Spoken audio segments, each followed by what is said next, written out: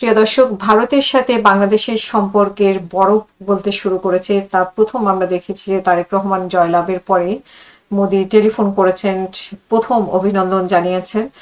আজকে যেটা বলা হয়েছে যে নিউজ পেপারে যেটা দেখতে পাচ্ছি যে ত্রয়োদশ জাতীয় সংসদ নির্বাচনের নিরঙ্কুশ জয়লাভের পর আসন্ন শপথ গ্রহণ অনুষ্ঠানে ভারতের প্রধানমন্ত্রী নরেন্দ্র মোদীকে আমন্ত্রণ জানানোর পরিকল্পনার কথা জানিয়েছে বাংলাদেশ জাতীয়তাবাদী দল বিএনপি। ভারতের সংবাদ মাধ্যম WION দেওয়া এক সাক্ষাৎকারে এই পরিকল্পনার কথা জানান বিএনপির চেয়ারম্যান তারেক রহমানের পররাষ্ট্র বিষয়ক উপদেষ্টা হুমায়ুন কবির। অন্তর্বর্তী সরকারের আমলে দীর্ঘদিনের উত্তেজনার পর বিএনপির এই উদ্যোগকে দুই দেশের স্থবির সম্পর্কের উষ্ণতা ফেরার ইঙ্গিত হিসেবে দেখা হচ্ছে। হুমায়ুন কবির বলেন যে এই অঞ্চলটি আমাদের জন্য গুরুত্বপূর্ণ। তারেক রহমানের পররাষ্ট্র নীতির একটি গুরুত্বপূর্ণ অংশ এটি।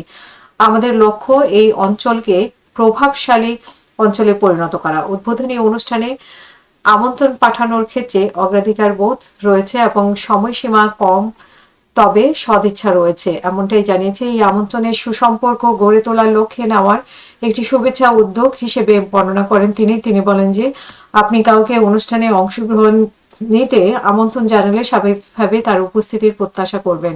এটি একটি সদিচ্ছার প্রকাশ।